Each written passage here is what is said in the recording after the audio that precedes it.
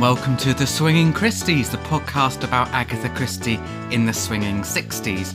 I'm Dr. Mark Aldridge. I write and research about Agatha Christie. You can't shut me up about Agatha Christie. That's it, basically. I won't stop talking about Agatha Christie. And I'm Gray Robert Brown. I'm a writer and a dedicated follower of Christie. How are you, Mark? How are you doing today? I'm okay, I'm good. A little bit chilly. It is chilly. Just brought you from the terror of a train journey. And I said to you, I think it's colder down here. I don't know what it is. I think it's your presence. I think you emanate, like the Snow Queen, you emanate. Lovely little intro. We've both seen the new Murder is Easy. We have. We were talking about it downstairs a minute ago. One of the things that I thought was really interesting, because obviously they pulled the setting forward in time. So it's a book. It's a book published in 1938, and the TV series was set in the 50s, and they did do something with new towns, which I thought was interesting. Yes, given that we've just discussed new towns in the Money episode. Yeah, you know, I generally have like a 6 to 12 month embargo on talking about Christie adaptations. Oh yeah, what? Because people just immediately want, like, because people a hot take. Yeah, and I'm like, I don't know. I don't generally. It takes me a while to digest them.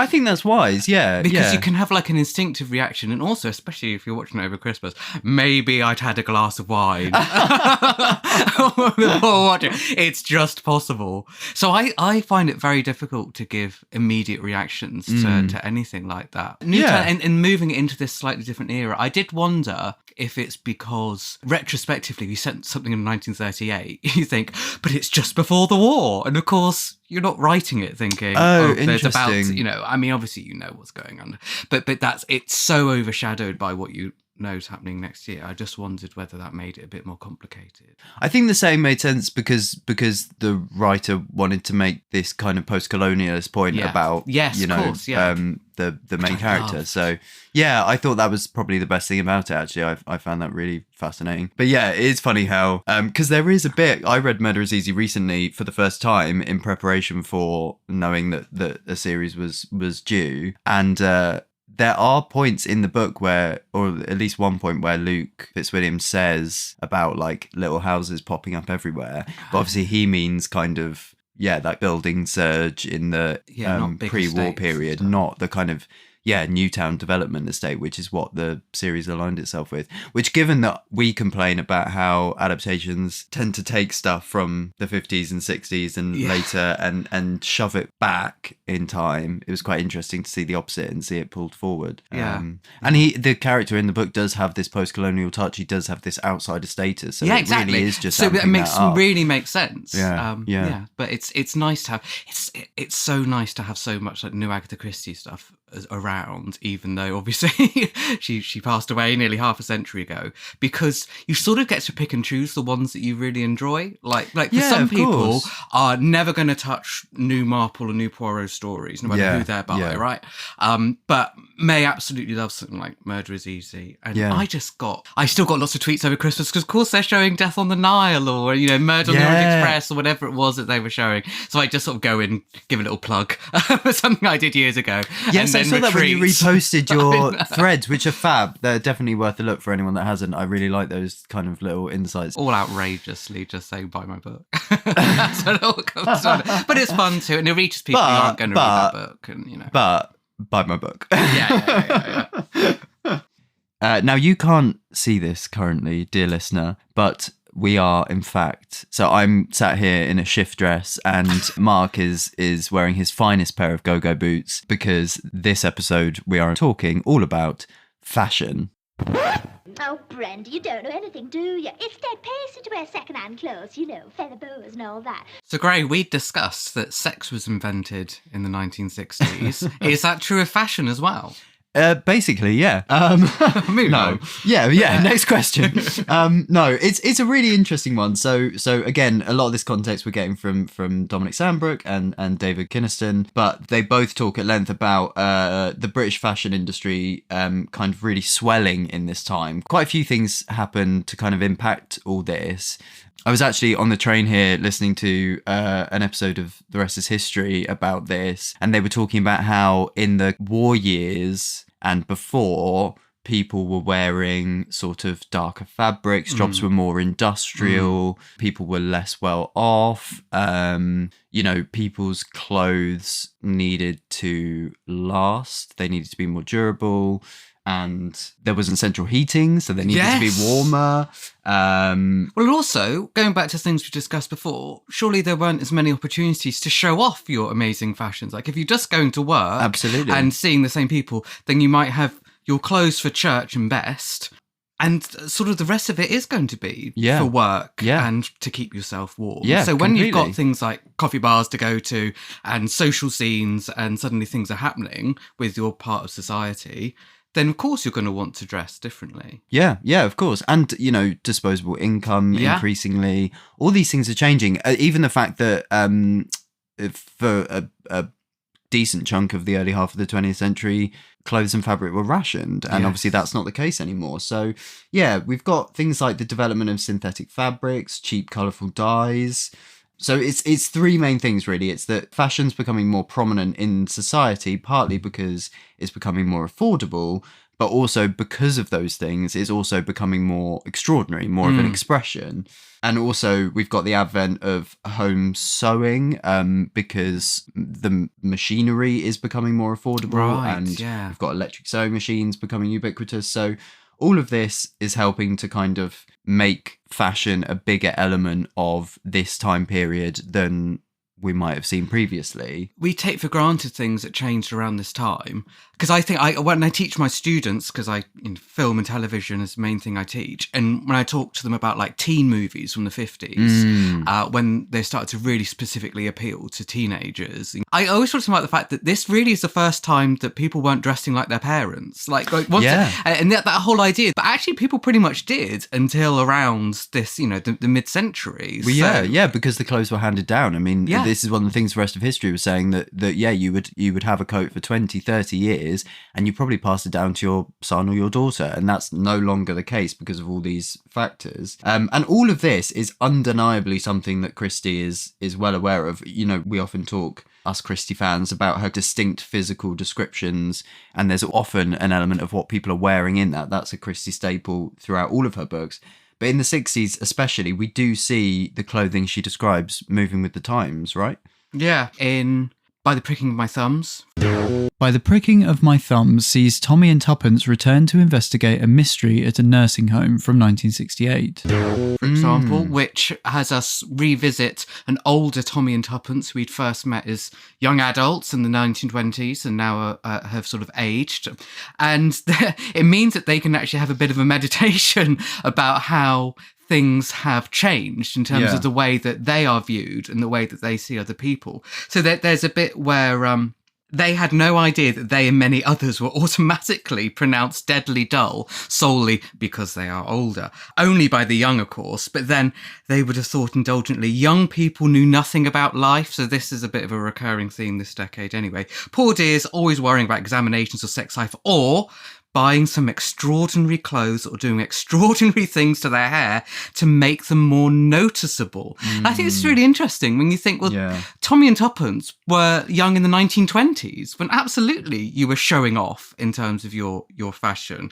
But I guess Christie's thinking of showing off in a different way here, and thinking differently about young people, as always. All of us do. I guess what's changed, though, as we say, like, because to use Christie's word, and I think it's bang on, extraordinary fashion in the everyday has become so ubiquitous in a way that, yes, I mean, Tommy and Tuppence were kind of bright young things, it's often said, in the 20s, but now anyone really can be bright and kind of frivolous and licentious and all those things now that we're in the 60s, not just the privileged few, as Tommy and Tuppence ostensibly are. But yeah, I mean, it's absolutely a transformative time. So we've got some more descriptions in Sandbrook. He quotes Elizabeth Wilson saying, sleeves which had been tight and shortish became long, gathered, flowing. Actually, another thing that the rest of history said, which I didn't know, was that one of the things that was rationed, that was outlawed in the war, were puffy sleeves because it was an excess of fabric. And now we have, we're in such an affluent age, we're flying in the face of that almost. We're encouraging, we want puffy sleeves.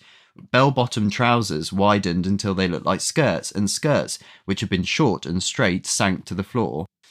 Collars got larger and longer, like rabbit's ears. Makeup became first naturalistic, then vampishly exaggerated. And we'll cover off all these aspects later, but just as a kind of summary, it works really well. And to introduce a major player that we're going to be hearing more from, we've got Mary Quant, who Sandbrook says was more than just a figurehead for the fashion boom of the 1960s. She was largely responsible for what she called the look, which is the bright, sharp style that dominated British boutiques until the hippie style, which took over in the late 60s. And anyone who is still, however many episodes in, scoffing at the idea of Christie being fashionable, we are going to show that she has a good idea of what sort of looks are in, are we not?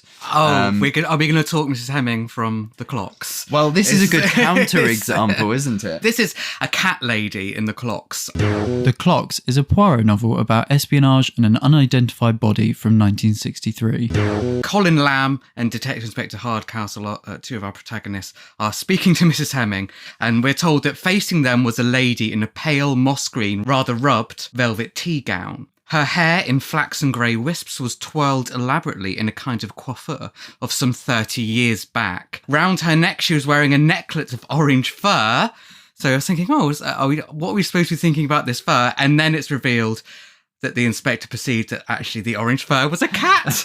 And it was not the only cat. 3 other cats appeared along the hall, 2 of them meowing, which I just found really funny because you're like, what are we supposed to be making of this orange fur? And then a couple of sentences later, she's definitely painted as this absurd figure. But what's interesting is you cannot define what is fashionable unless you know what is not fashionable. Yes. And what Christie's doing here, I think, very clearly demonstrating when she's showing characters to be old-fashioned, she's doing that deliberately. There's a clear intent there, isn't there? The depiction of the character of Josiah in By the Pricking of My Thumbs is similarly illuminating, I think. So he kind of goes on this kind of monologue.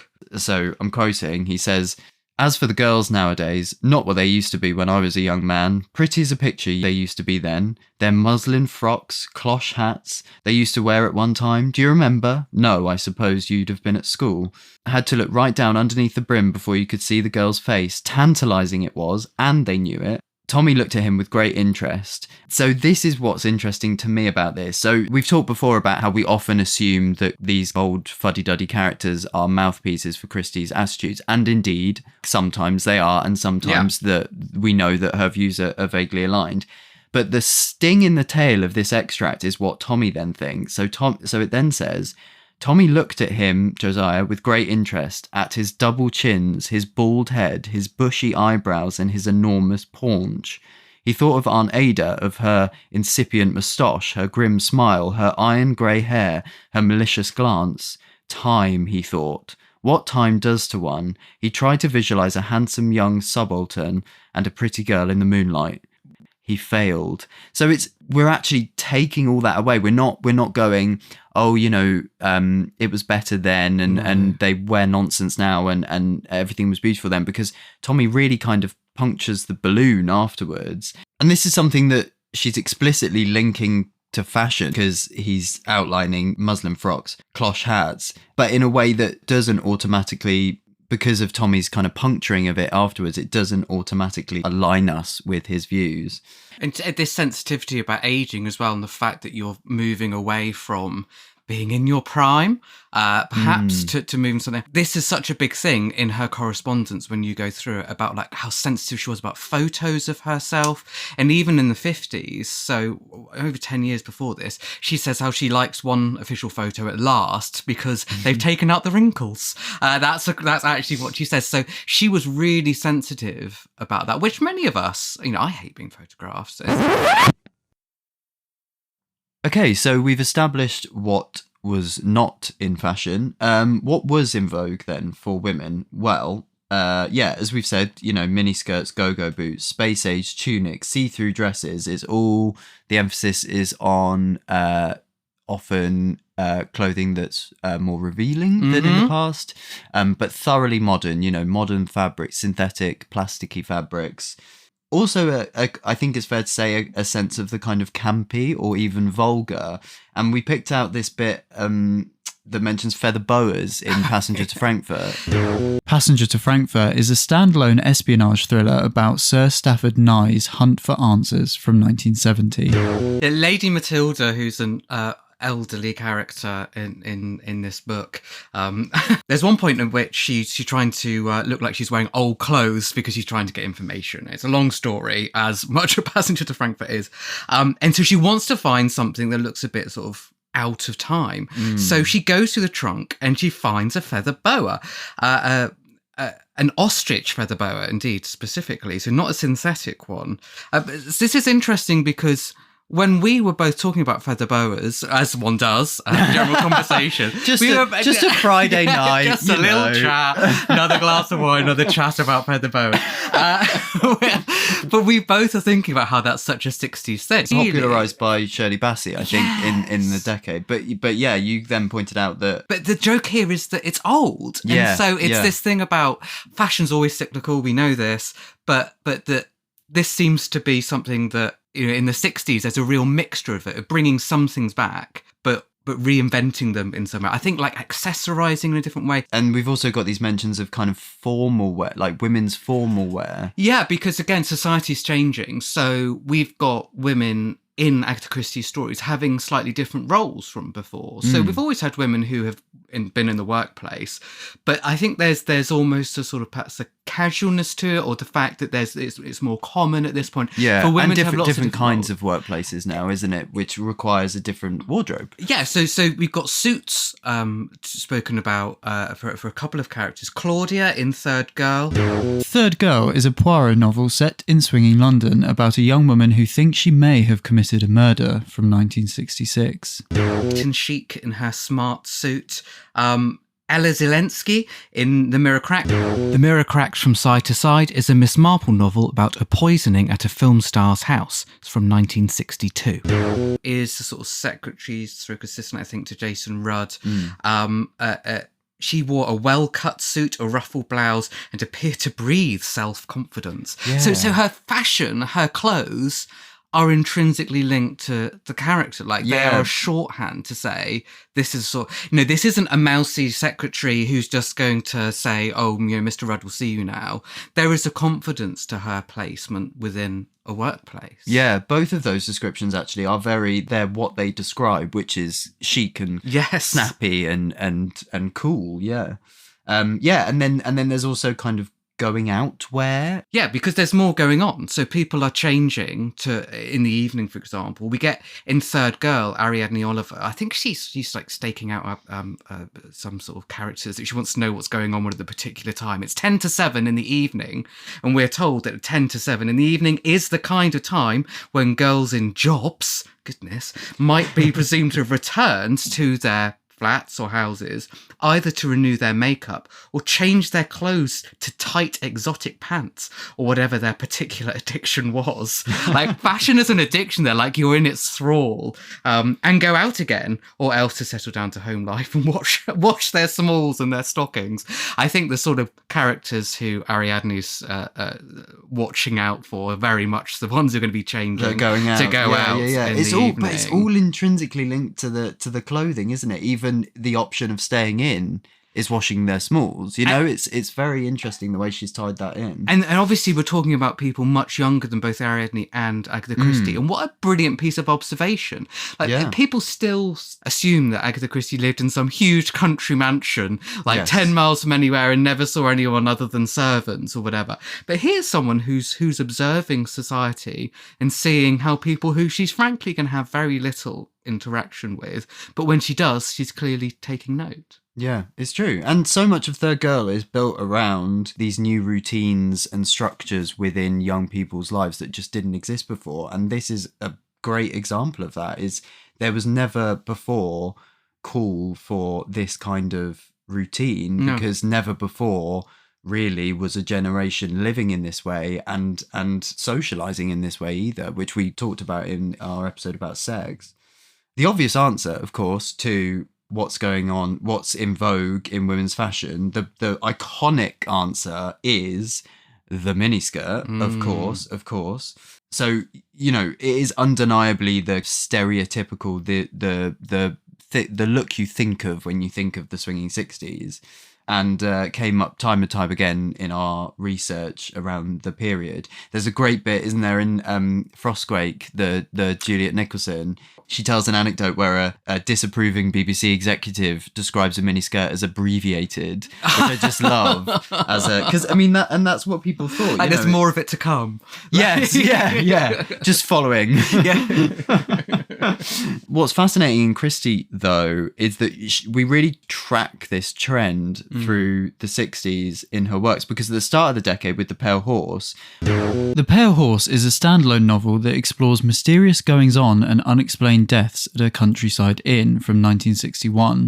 We have Ariadne Oliver, again, observing young fashionable women in the espresso bar, and they're too warmly dressed, and it's the preceding trend, which was layers, and she says the restaurant was hot, but there's this girl of 20 and she's worn a yellow wool pullover, a black skirt and black woolen stockings, and the perspiration poured down her face all through the meal. She smelt of perspiration soaked wool and also strongly of unwashed hair. This made me feel sick when I came to the descriptions she does of these in these little bits they're quite graphic.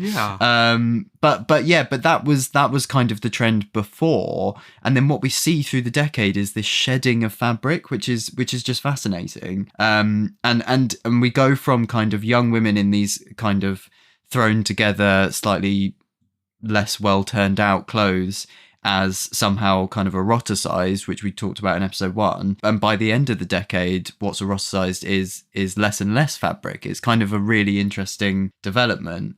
And we know what Christie thought of miniskirts, don't we? She doesn't agree with that at all. So it's funny to think about how actually fashion can't really win in some ways with Agatha Christie here, because having just said about how wearing too much is clearly unappealing, by the time we get to late in the decade, Agatha Christie gives an interview where she says, those mini dresses look so cold in winter, very unsexy, like gym tunics. All the girls seem to want to look like orphans, but perhaps that's it. They don't want to grow up. So what I think is really interesting is that's not a prudishness. That's not her saying, oh my goodness, can you believe all Ankles. These bare knees? Everywhere. Yeah. That's her saying, oh, well, you could be sexier than that. Like, so her perception of being sexy is not just having fewer clothes. Whereas that's... But like you say, they can't win because at the start of the decade, they're wearing too many clothes, and by the end of the decade, they're wearing too few for her. No, it is fascinating. And speaking of the end of the decade, so in Passenger to Frankfurt, Stafford is in Frankfurt airport, kind of observing, and he sees almost like a microcosm for fashions of the period. And it says he looked disparaging at two young women, splendidly made up, dressed in the national uniform of their country, England, he presumed, of shorter and shorter miniskirts. Which that's brilliant phrasing. I love that that's so witty that Christie's calling the mini the national uniform, and it's very similar to that, to those quotes we see of the look. You've got to have the look. It's all very contemporary. And it goes on, and another young woman, even better made up, in fact quite good looking, who was wearing what he believed to be called a culotte suit. So again, we've got this kind of formal wear coming in. She had gone a little further along the road of fashion. So again, this great image of this sort of a progression of it. There's like a strata of fashion. He wasn't very interested in nice-looking girls who looked like all the other nice-looking girls. He would like someone to be different. Someone sat down beside him. Her face attracted his attention at once. And this is, of course, the other protagonist who ends up being incredibly significant to the whole book is about Stafford and this character Daphne's relationship. And it's introduced in this way. Again, we've said it countless times already in this project that it's not just window dressing, it's Stafford observing culture and society of the time leads directly into the introduction of the main thread of the story. One interesting sort of part of the relationship, I guess, between Agatha Christie and the miniskirt is that there's a brilliant review of Third Girl in which Maurice Richardson says that it's so swinging 60s that I shan't be a bit surprised to see AC wearing a miniskirt. Oh my God, that's perfect. But this idea that actually that's how embedded she was in this world of fashion. That's how much she was talking about it. And some people, I think unfairly, have said that it isn't always terribly convincing. I know we've spoken about that, but it's there. And adaptation-wise, you're not going to get me to talk about Dahlia Larvi's hat again. We passed the moment. Is not Dahlia coming. Poor Dahlia Larvi. There must be miniskirts in the adaptations, no? Well, I don't know that there are particularly because there's a leather skirt, I think, and Then There Were None. And Then There Were None is a film adaptation of the titular story about a group of guests picked off one by one by a mysterious killer. This one's from 1965. Shirley Eaton, who of course is our Bond star, our 60s icon. But so it's not quite a miniskirt, I don't think, but it's leather very in for things like the Avengers and stuff with Honor Blackburn in particular. It's interesting though that The Alphabet Murders. The Alphabet Murders is a loose adaptation of the Poirot mystery The ABC Murders, released in 1965 and starring Tony Randall as Poirot. Has got Amanda, who's our sort of beautiful lead actor. She is very seductive and seems to maybe be wearing, it's not quite clear if it's a miniskirt or if it's shorts in the poster, but in the film doesn't seem to be wearing that, and she's certainly not wearing the t-shirt, the very, very tight t-shirt that she's wearing on the poster. That's the poster. But I guess it's still trying to appeal and say, this is a modern, sexy, fashionable film. Absolutely. It's not a stuffy old whodunit. Yeah, and similarly, I think she wears that tartan skirt in the bandstand scene very briefly. Right. But I think that's slightly too long to be considered a mini, but close enough. But I mean, all this is very well and good. But what does the mini skirt actually kind of stand for? Because I think this is the pertinent point, isn't it? It's likened within kind of society to promiscuity. To feminism, to this kind of new frontier, to breaking taboos. And, you know, we see this in Christie too. We talked about the bust bodice of Shyster in Cat Among the Pigeons. Cat Among the Pigeons is a Poirot novel about the murder of a games mistress at a girls' school from 1959. There is this sense that it's not just a garment, it stands, depending on your position, for kind of empowerment or for, well, the opposite, I guess. And I thought it was interesting, there's, again, Third Girl, there's this section where Frances tells us that she's broken a string of her bra, and that's when she goes into Norma's room to search for a substitute, and it says she rootles around in her drawer, and then that's when she finds the knife, which is essentially turns out to be a red herring, which is there to kind of make Norma seem like she may be the murderer. But this kind of, you can just track this little line from kind of, I don't think Christie in 1924 would have written about, you know, the wiring, the string of a bra, and here it's a line is directly drawn from that to the mechanics of the murder plot. So what other looks are in around this time? So we've got animal print, specifically fur coats. So to go back to Alphabet Murders, Amanda very memorably kind of first appears in this matching, I think it's leopard? Yeah, I think it is. I think it's not entirely clear, like a hat and coat combo. And this is when she first says she's going to kill someone and she puts Poirot on the case. So it's a significant moment. And later we see Poirot is examining her handbag, which is in the same fur, and he's looking at that for clues. Dahlia Larvi, your favourite, in And Then There Were None, has a leopard print coat right at the start, and she wears other kind of fur later on. It is cold in that version of And Then There Were None, to be fair to her. Yeah. But all of this is interesting and relevant. It was the animal fur coat was actually popularised by Jackie Kennedy, who was obviously an icon of the 60s. former First Lady. And funnily enough, just as an aside, there is a reference in Halloween Party, which I'm certain is a reference to Jackie Kennedy. Halloween Party is a Poirot mystery novel in which a girl is drowned while apple bobbing from 1969. We hear perhaps Michael read in the paper of a shipping millionaire who had created an island garden for the woman he loved. And at the time Christie would have been writing this book, so in autumn 1968, Jackie Kennedy married her second husband, who was a shipping millionaire on a kind of beautiful Greek island, and it was in all the papers. So just another kind of nugget of contemporary perspective from Christie there. And other looks, bikinis. Bikinis, this is a funny one because this is Christie picking up on the zeitgeist before it reaches its peak, because I'd say that the Dr. No Ursula Andress look is like the most iconic bikini popular image, and that's 1962. Mm-hmm. The year before, she's writing Afternoon at the Seaside. Afternoon at the Seaside is a one-act play, part of the Rule of Three collected plays about the theft of an emerald necklace beside the seaside.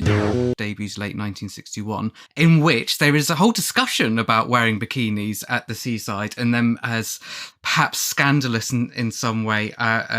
Mrs. Crumb, it says that those bikinis, as they call them, shouldn't be allowed. The Archbishop of Canterbury should preach against them. Don't think we're supposed to really be sympathetic to Mrs. Crumb, I should say. No. But no nice girl would wear one. So not invented in this decade at all, but starting to have this sort of mainstream fashion appeal, which I guess links to that thing about mini dresses showing more and more sort of skin, more of the body, which is exactly what bikinis are doing. Absolutely. And on that note, we have this kind of fashion for the kind of dolly bird look is another aspect here. So this was a kind of, I guess now we would call it a sort of gender fluid, or certainly kind of seen as like boyish women's fashion. We're talking pinafore dresses, thick black stockings and little white boots, deliberately mimicking the styles of school uniforms, says Sandbrook. This a lot of this came from Mary Quant herself, and it said that she was inspired by an instant where she had pulled on an 8-year-old sweater for fun and then presumably thought it looked good. But yeah, there's this feeling in these trends that suddenly everybody wants to look younger, and the kind of problems therein. But interestingly, the word dolly, obviously, and again, I'm getting this from Sandbrook, was originally associated with looser morals or sex work. And there is this real kind of sexualization of the dolly bird look. But at the same time, the counter argument is that, as Quant herself said, no, it's actually about sexual independence. I'm dressed as a boy and I'm as good as a boy and I can do what I want. You know, that punch the air feminist angle. But yeah, boyish or schoolgirlish or whatever your kind of perception of that look is, it all ties back to the sexualization of younger people, which we talked about at length in our first episode. And, you know, Christie was kind of unknowingly anticipating much of this theme and these images when she wrote Cat Among the Pigeons and those sequences like the one about Shyster. And we see examples in Christie. I think Ginger in The Pale Horse is a great example of a dolly bird. We're told she's wearing her London artistic livery. Again, like that quote about the kind of national uniform. It's what we wear, of skin-tight pants, a sloppy Joe jersey and black woolen stockings. And then it says I, meaning Mark Easterbrook, the main character, liked her very much. So she's presenting, not only is she presenting a authentic dolly bird in the shape of Ginger, but also presenting her in a very positive light. Yeah. And similar to the dolly bird look, we have the baby doll look, not to be confused with, but again, a fascinating Christie example of this in A Bertram's Hotel. At Bertram's Hotel is a Miss Marple novel set in a London hotel, which is not quite what it seems, from 1965. Right at the end, Elvira Blake came through. She was wearing a straight shift dress of pale blue.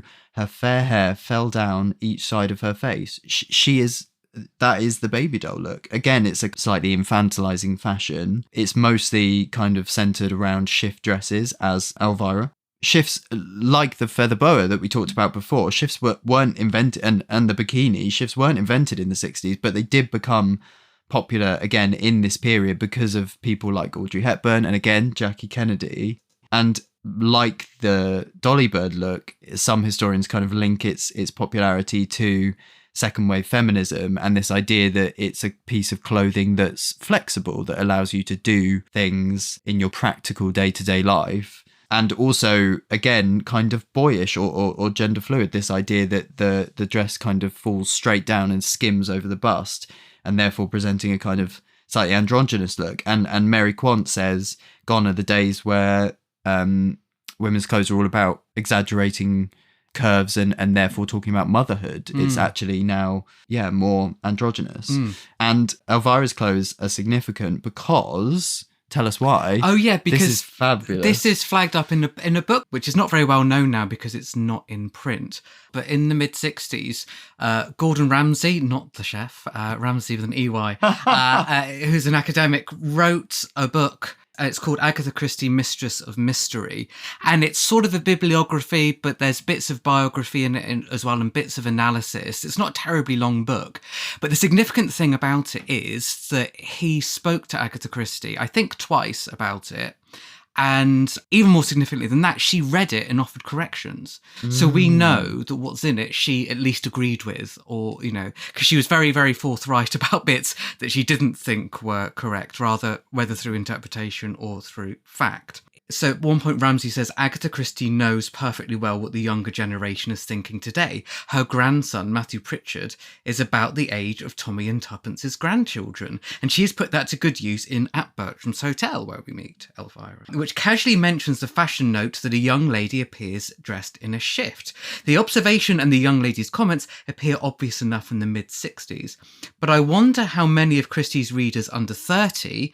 so in the 1960s, under 30, know what a fichu is, which I didn't know, and I had to look up when I was writing my Marple book. It's what Miss Marple is described as wearing in lots of her earlier stories, and it's like a scarf thing that you'd recognise it if you saw it. I think it's sort of like V-shaped at the back, and then with sort of you tie it up in front of you.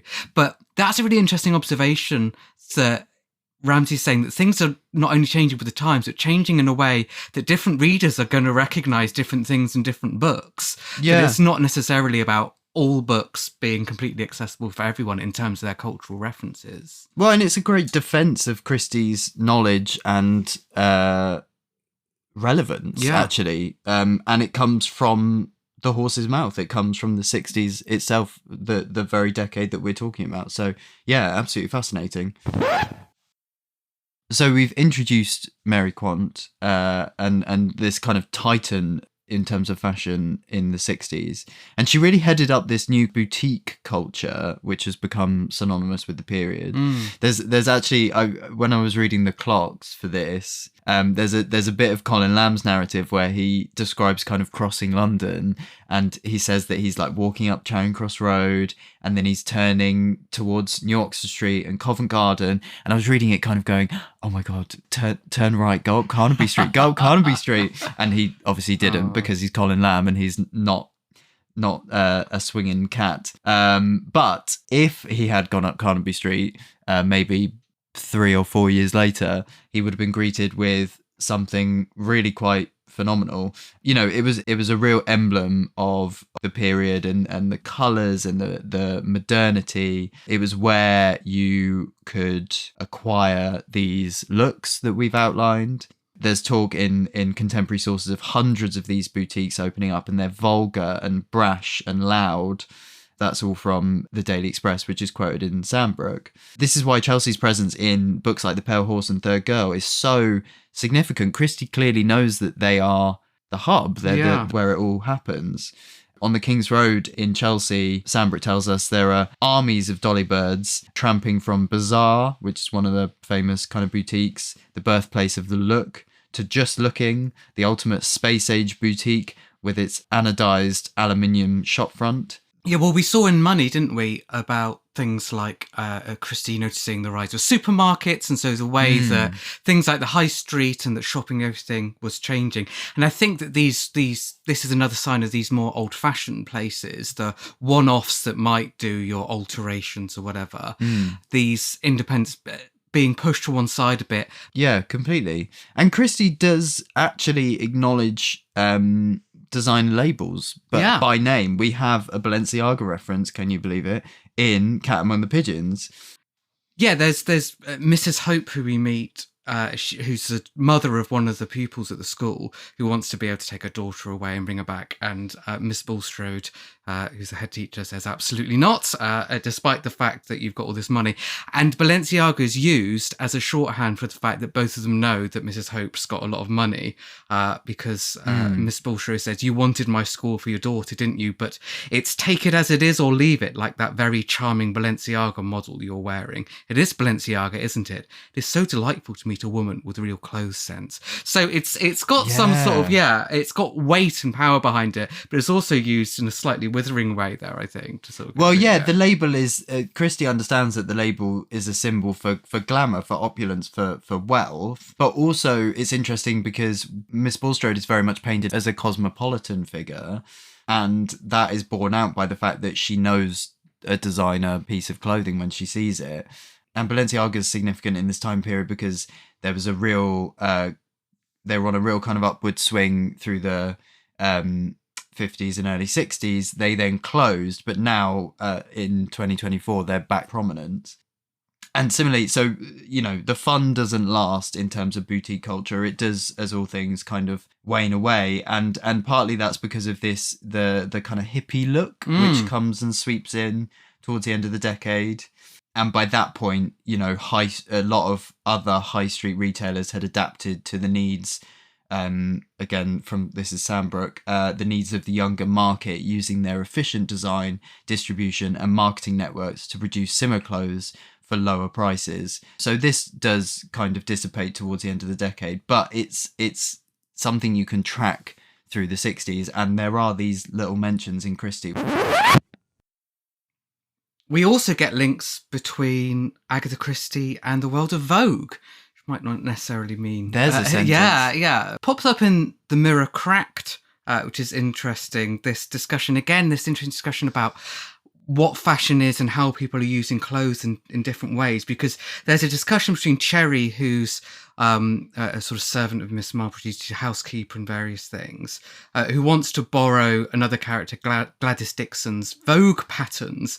They have a nice little chat about dressmaking, and they have a chat about where they've picked various things up in sales and patterns that they've got with frills and so on. But also, there's this thing about what's going to happen to Heather Badcock, who's died? What's going to happen to her clothes? So because they're seen, as you were saying, they're not disposable, right? That actually clothes are designed to last for a long time. So now she's dead. Heather's would have been, because I don't imagine she was partaking in the burgeoning fashionable disposable culture. Exactly. So probably very hard wearing, high quality, but not necessarily high end fashion. So Gladys says, I wonder what Arthur Badcock will do with all Heather's clothes. That dress would clean all right, or I could take out half a breadth. It's a lovely full skirt. Do you think Arthur Badcock would think it very awful of me if I wanted to buy it off him? It would hardly need any alteration. It's lovely stuff. Cherry is a bit like, what? You wouldn't mind having a dress a woman had died in? And Gladys says, I hadn't thought of that. Thinks about it and then cheers up. I can't see it really matters. And every time you buy it secondhand, someone's usually worn it who has died, haven't they? That's such a good little scene. It's so funny. And it's interesting because, you know, because sewing machines are becoming ubiquitous, because people are becoming more aware of high fashion, but they're also able to emulate the fashion that they see, be it high or otherwise, in the home. And part of the way you do that is by getting patterns from magazines like Vogue. So it's absolutely something that's going on at this moment that is highlighted in Mirror Cracked. I'm not sure if there is a big trend of jumping in the clothes of dead people, but apparently one of the things that turned up in my research was Yves Saint Laurent was distributing the patterns to make those op art dresses, those kind of block colour shift dresses, and even distributed with sew in your own designer label. Wow. So it really is like fashion as anyone's at this point, even, dare I say, cherries. Even cherry bakers. Well, Christie herself did have a brief brush with Vogue. No way. Yeah. So 1955... Vogue wrote to her or her agent to say that they wanted Agatha Christie to take part in an article they were doing about what Christmas present, she would like to receive. So I think they were asking quite a few people. But she didn't take part because, of course, they wanted a photo shoot. Aww. But I love the idea that there would have been a photo shoot for Vogue. She did get a photo shoot for Paris Match magazine. Oh, really? Which she hated, but actually are really lovely photos. And I tracked down that magazine and bought 2 copies for various reasons. And I gave one to Matthew Pritchard because I thought it would be nice for the family archive. Yeah. And he hadn't seen them because I think that they sort of got buried. Yeah. But, Oh, so wow. she did get photographed for Paris Match, but said no to Vogue. Well, Paris is pretty fashionable, Yeah, isn't it? it's Paris all is right. still very fashion. And it's not just what you wear, it's how you paint your face, because, makeup is becoming... Is that weird? Is that a phrase?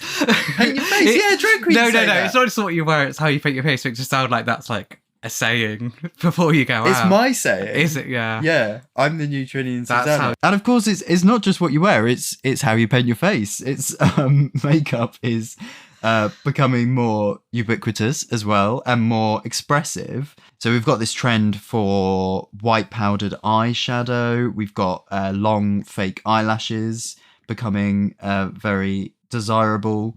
And also, Sambrick says drawing black eyeliner around sockets and beneath false lashes, which I think we see on Amanda. Oh, in Alphabet Murders. Yeah, she's got quite a sort of graphic, dark eyeliner. Absolutely. Third Girl, obviously, our most swinging maybe of all these titles, so we get lots more of this. But Frances, one of the girls in the flat, we're told has a heavily made up dead white face and eyebrows and eyelashes slightly slanted upwards, the effect heightened by mascara. And there's this thing about the effect heightened, isn't it? That the makeup is not just there to conceal, but to heighten everything, to make it beyond just, what your eyes naturally look like. And in terms of hairstyles, women's hair, again, as per Elizabeth Wilson, so she says, hair which had been short, lacquered and straight became long and curly for both sexes. We see this in Christie. We do. We also get a real variety, don't we? Like lots of discussions about it. Sonia in Third Girl, she's from Herzegovina. She's the PA to Sir Roderick, so she's got a professional job. She sometimes wears what we're told is a fashionable green wig, because she's asked about whether someone will be wearing a wig, and said it is useful for travelling. She's talking about wearing wigs generally. Also, it is fashionable. I wear a wig myself sometimes, a green one, or I did. I've got to say, Mark, we researched all this thoroughly, but I didn't realise there was a green wig trend. No. Maybe, if anyone knows, do write in. I'm willing to be corrected, but maybe I think like UFO, the series has got those purpley wigs. Oh, do you think it's wear. actually tying into Armageddon and fears of the space age and the Cold War? Is that the point you're making, Mark? It's definitely Agatha Christie sat down watching Jerry Anderson shows. I'm absolutely sure. But there's spaciness to it, isn't it? There's maybe that's it. Yeah, it being a little bit otherworldly. Yeah, well, it's certainly extraordinary, which is the word that we started with and the word that we keep coming back to in terms of fashion in the period. Yeah, and then still on Third Girl. So the first girl, Claudia, she's described as having swept up dark hair, and she's the one that actually she holds the lease of the flat, and she's the daughter of an MP, isn't she? So there is this sense that her hair is, she's kind of upper middle class, and her hair reflects that. It's very kind of poised and coiffed. And then hair is also significant for many reasons in The Pale Horse. One of the witches is described as a tall woman with short grey hair. So there's the sense that she's nonconformist, and the short hair is part of that. Again, this theme of androgyny that we keep coming back to.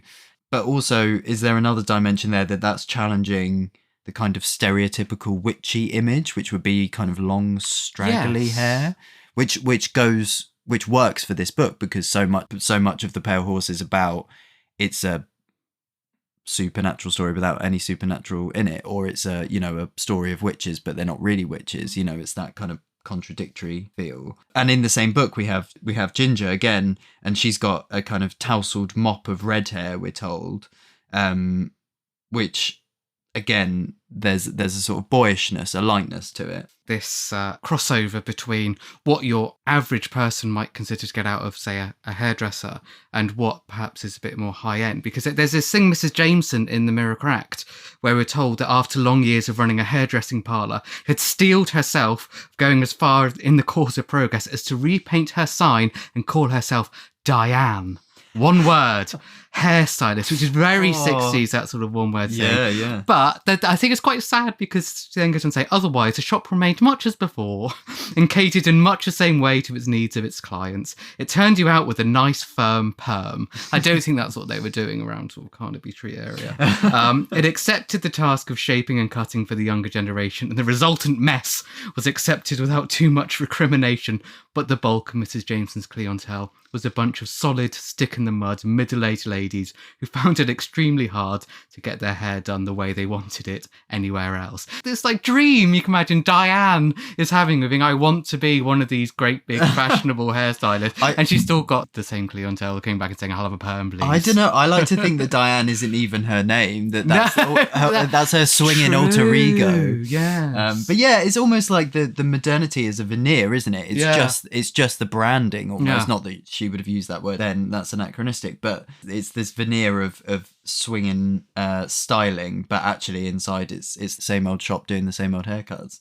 I wonder if there's a link there to this thing we keep coming back to about how as much as the 60s were swinging, and we keep talking about that, by the same token there were so many people carrying on living their lives in much the way that they led their lives in the 50s, and if for many people things didn't really change, and those changes maybe were cosmetic or just a veneer.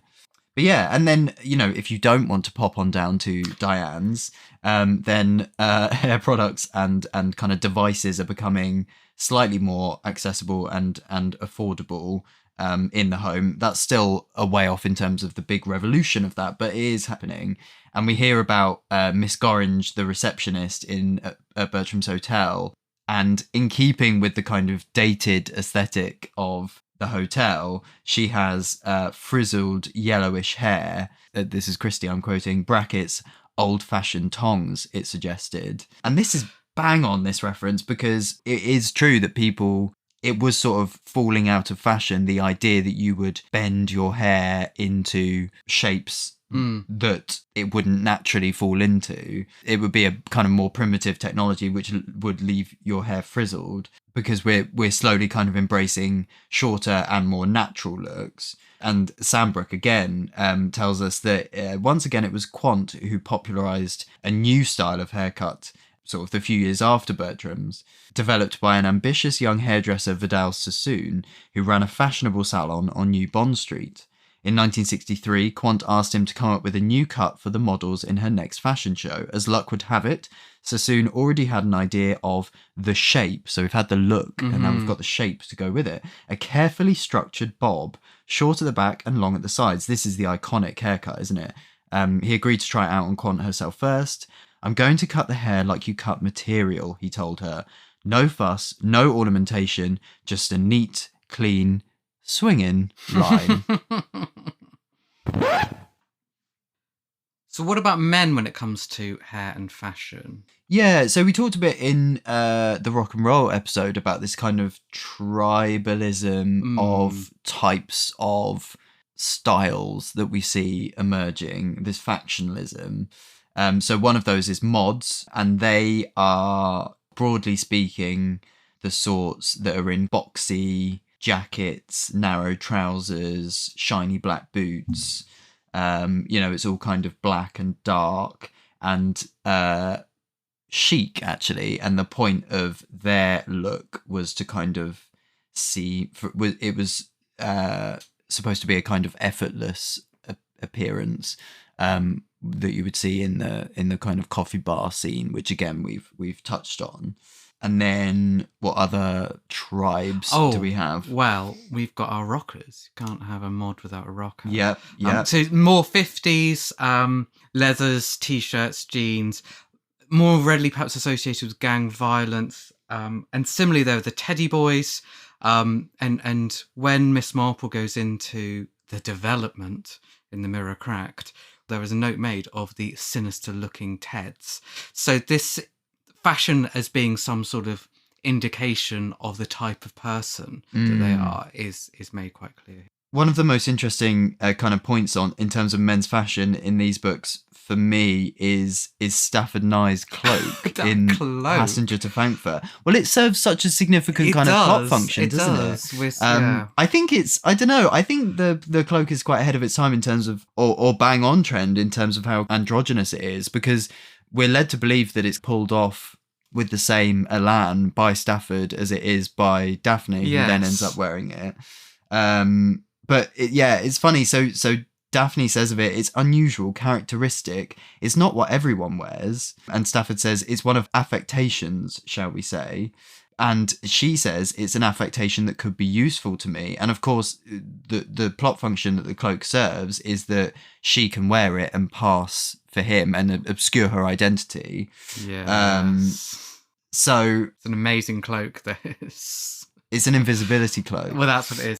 No, I mean, this is a time before the sort of checks that we see in airports today, to be fair. It's funny because this is a kind of, in many ways, it's a kind of classic Christie costuming clue, which we know she's fond of peppering in. It's just a really striking image right at the heart of that book, this kind of suave, sophisticated gentleman in this elaborate travelling cloak. Another point in the men's fashion stable is where Ariadne Oliver gives Poirot the what for his lack of appropriate footwear when he goes to the countryside in Halloween party. Oh, right, yeah. She sort of admonishes him, saying, you oughtn't to wear patent leather shoes in the country. Why don't you get yourself a nice pair of suede shoes? There you go. You were wondering about if there's an Elvis reference. Yeah, oh my God, there we go. Are Maybe they blue? This is it. Maybe this is it. Are they blue, Ariadne? Blink twice for blue. She says, or the things all the hippie looking boys wear nowadays. You know, the sort of shoes that slip on and you never have to clean them. Apparently they clean themselves by some extraordinary process or other. One of those labour saving gimmicks. But yeah, suede shoes are very contemporary, I think. Yeah. And I'd like to wear them in the country. They're a nightmare. Well, yeah, I was slightly confused by that. I would have said, if anything, patent leather is shinier and therefore easier to clean than suede, but... Well, I noted when we started our reread of this with some amusement that our first villain of the 1960s is in, of course, The Adventures of Christmas Pudding story, is a tight jeans, long-haired young man.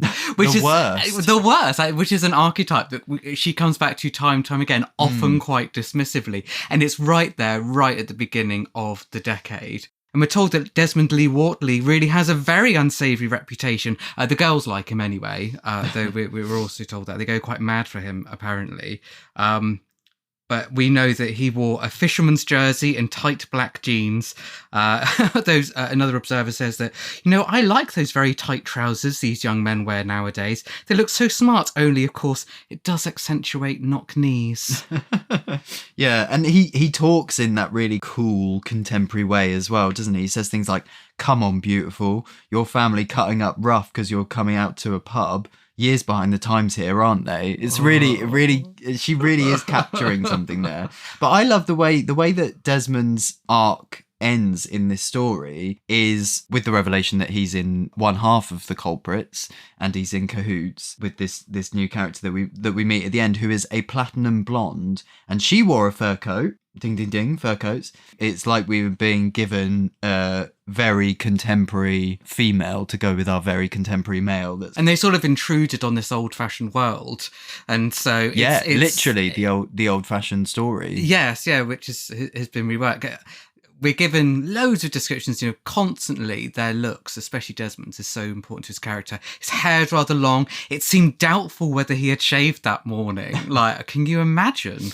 Goodness me. I confess I haven't. No, I didn't shave shave this morning. No, I shaved yesterday. It's a good job this isn't a video podcast, isn't it? Well, I always think that. Desmond does get quite short shrift, but later on in the decade, in an interview, the same interview where she talks about these unsexy gym tunics type looks that young women were wearing, she said of men that she thought they looked splendid, strutting along in their finery like Van Dyck portraits with their curled hair and their velvets and silks. Yeah, and that's closer to her description of David in Third Girl, which we're going to come on to.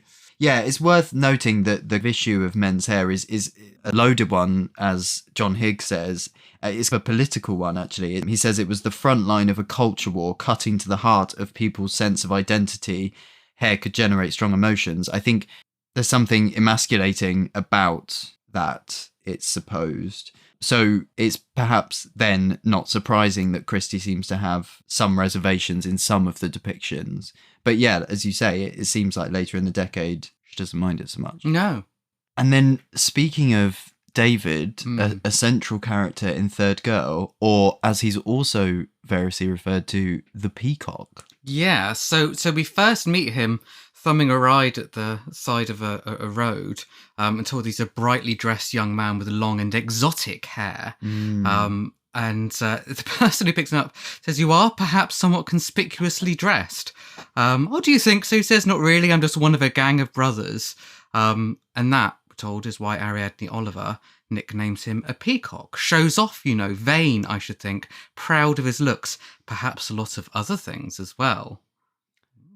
What does she mean by that? Well, yeah. I think there's something at least hinting at a sexual undertone there, don't you think? Yeah, so we get Mrs. Oliver's perspective of the peacock. We also get Poirot's, which is really interesting because he's quite taken by David. He says he looked very beautiful. And later on, what did he himself think of David? A young man of personality, giving, indeed, an impression of ability in what he chose to do. And yet there was clearly an unsatisfactory side to him. So he is taken, he's also torn. There's this sense that David's kind of brilliance is so bright but also slightly jarring, and that's really exemplified in this image of the peacock. It's a really literary image that is threaded throughout the entirety of Third Girl. And then we get Ariadne following David back to his home environs, in a way, a place where he's, he and many of his friends are sort of hanging about. She follows David to Chelsea, and we're told that the atmosphere had suddenly become tinged with menace. The sudden kind of anger that recalled to her, in a confused fashion, all the things one read in newspapers. Elderly women attacked by gangs of young men who were ruthless, cruel, who were driven by hate and the desire to do harm. So we're starting to get a darker edge here from once the peacock is outside of this, one-to-one dialogue that perhaps is a little bit scarier, definitely for Mrs. Oliver. As is the precarious fashion of London, one moment you're amongst people all around you, in the next moment there is nobody in sight. Yeah, and in the unknown, slightly intimidating environment, the peacock is emblazoned in the middle of that. Yeah, a proud peacock in his velvets, his tight, elegant black trousers. And then when she's describing her attack, Poirot said, "It felt to you as if you were in a jungle and you were afraid of a peacock." "I don't know that I was especially afraid of him," says Ariadne. "After all, a peacock isn't a dangerous sort of animal. I thought of him as a peacock because I thought of him as a decorative creature."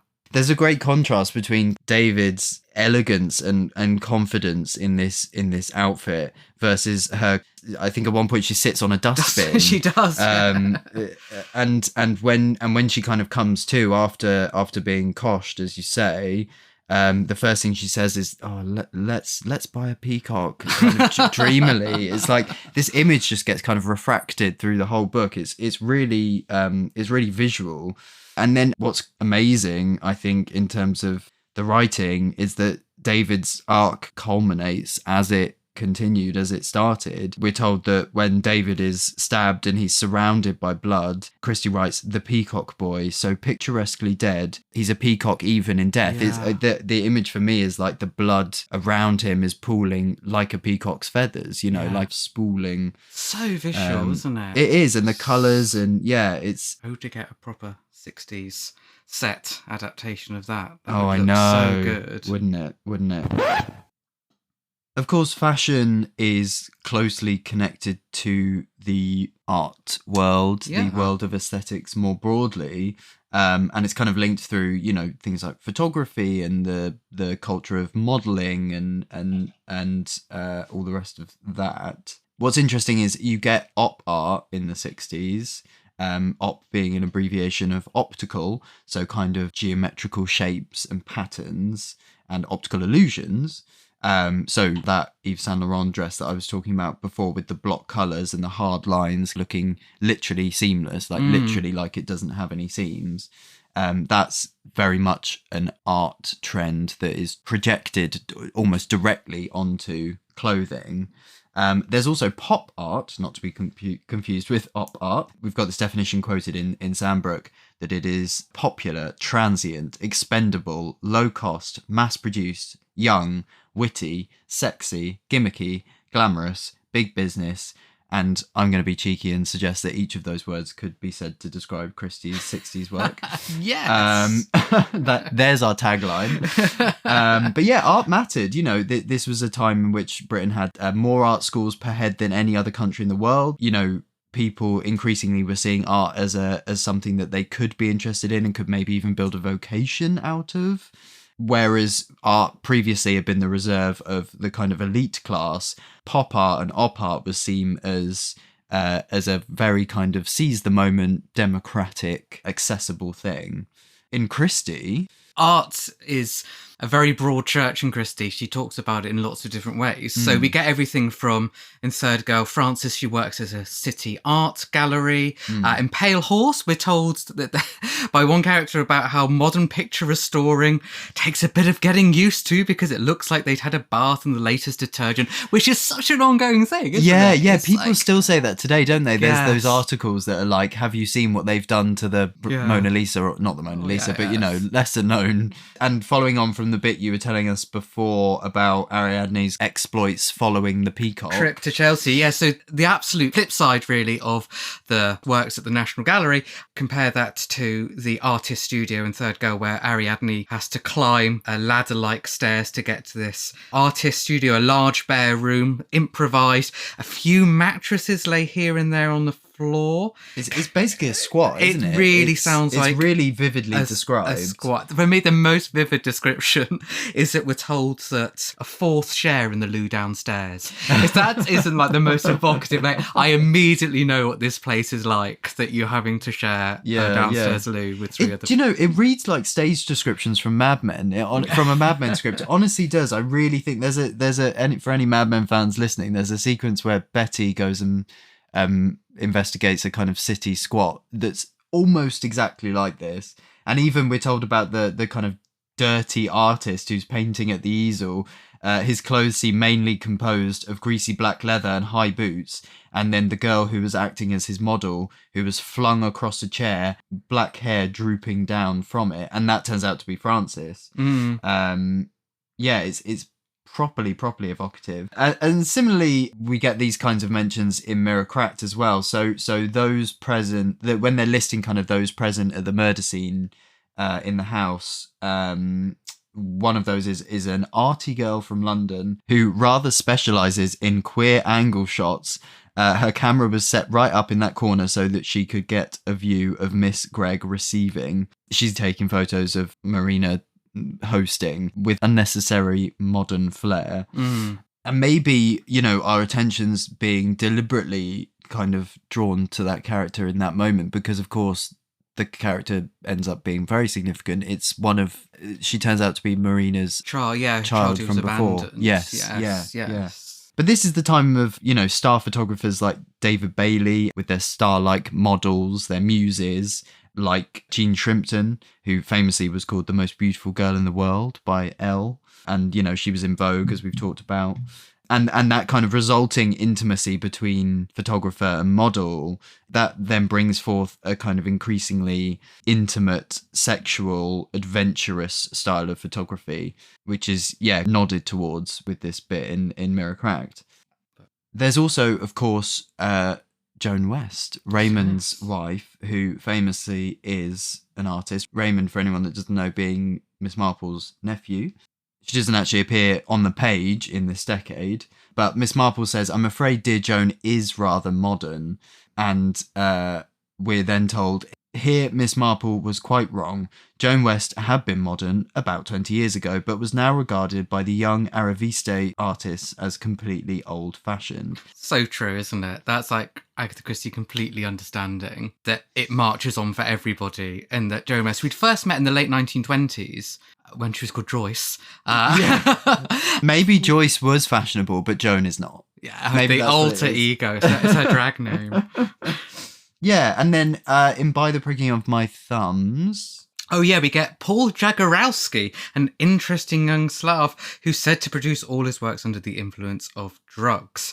So this link between fashion and art, but also things that are happening socially, including the increased use of recreational drugs, which we're going to come on to in a later episode. But he does things like distorted cows. Yeah, I did a bit of contextual digging about this. I think what Christie's referring to is, because at the time we've got Khrushchev in the Soviet Union kind of loosening ties on, amongst other things, the freedom of expression through art. And with these kind of increasingly abstract style artists, you know, she could well even be lampooning Rothko, whose kind of sedated block colour paintings were, you know, distorted, as is the word she uses. But yeah, she's definitely parodying someone there.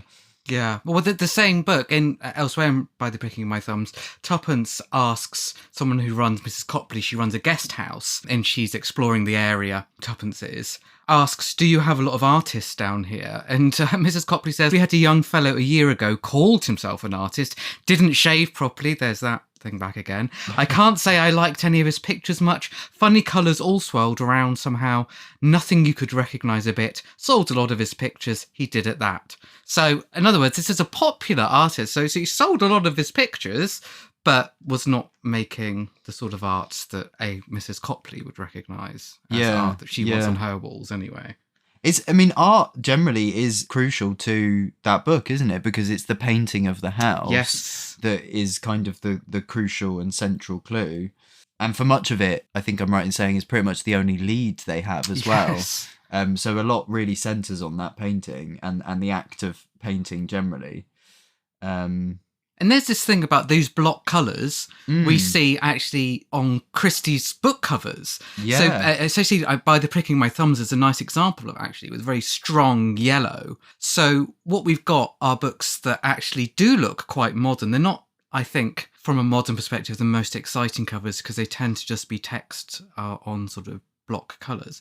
But that was partly because Agatha Christie was not willing to approve many cover designs and it slowed down the process hugely. So it just was easier. So perhaps unwittingly, her books actually ended up being quite fashionable. And I was showing you not long ago because it was one of the very earliest things that I found, which was I looked at the serializations in Woman's Own, I think, of both Bertram's Hotel and A Caribbean Mystery. Yeah. And they're both so swinging. I mean, they're colour photos of people in front of these patterned wallpapers behind them and very, very, very fashionable for the mid-1960s clothes. And just really, when you see it like that, because it was photographs as illustrations, you think, oh my God, this was the real world, what she's talking about. It really brought it to life for me. I'm hoping to sneak some of those into the Marple book.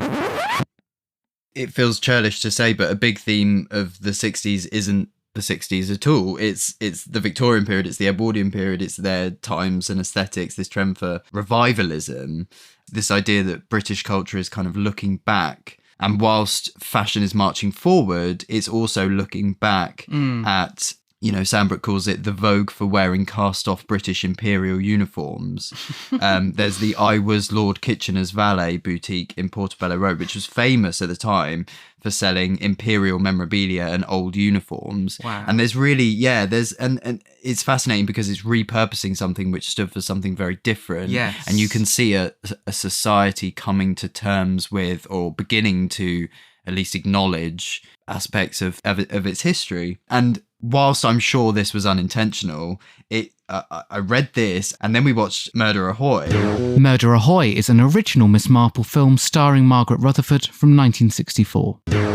And you know that sequence where that Margaret Rutherford as Miss Marple is trying on clothes in a boutique, and there's like a fashionable kind of look mannequin in the corner even. So we're very much in somewhere cool.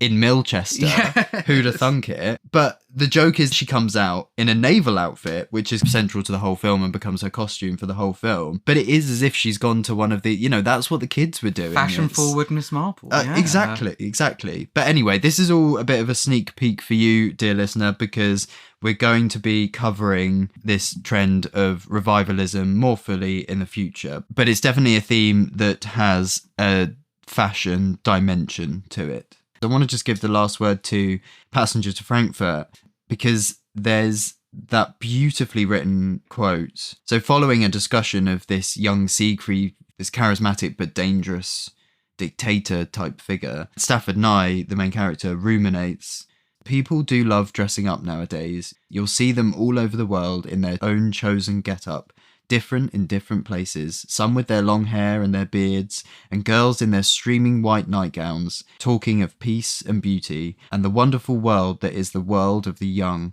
which is to be theirs when they've destroyed enough of the old world. The original country of the young was west of the Irish Sea, wasn't it? A very simple place, a different country of the young from what we're planning now. It was silver sands and sunshine and singing in the waves." I just think that's beautifully written and quite elegiac, but also, as I hope we've shown throughout this episode, a nuance. She's not completely lambasting the new way, but she's also looking to the old way too.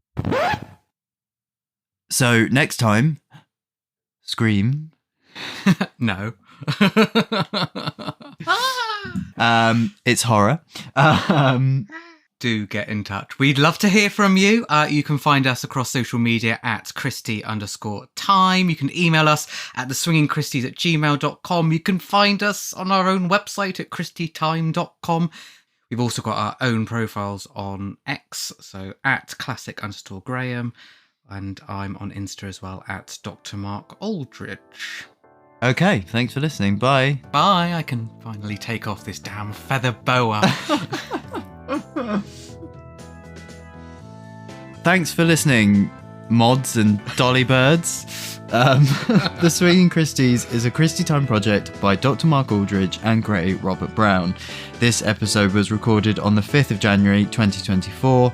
Our artwork was designed by Bartlett Studio and our music is by Dar Golan.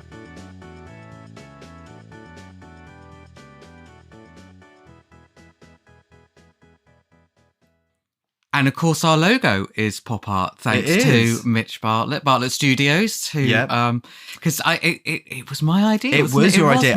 Do you know what I was thinking the other day? I can't remember what my idea for the logo was. Can you? But it wasn't. It wasn't this. And we didn't like this idea very much, I think, initially, and then I don't gave it a go. I don't think that's true. I think I remember that my whatever my idea was, it wasn't anywhere near as good as yours. And when you said that, I was like, oh, that is good. That is really good. And it worked. I think there was something in the early stages about having like a Cluedo board type background. I remember you saying, because that's what's on my phone. Oh, yes, because your phone background is the Cluedo board. And I remember thinking, yeah. So if you ever find a phone with a Cluedo board on the background, please return to Lost Property. Please return to Mark Aldridge.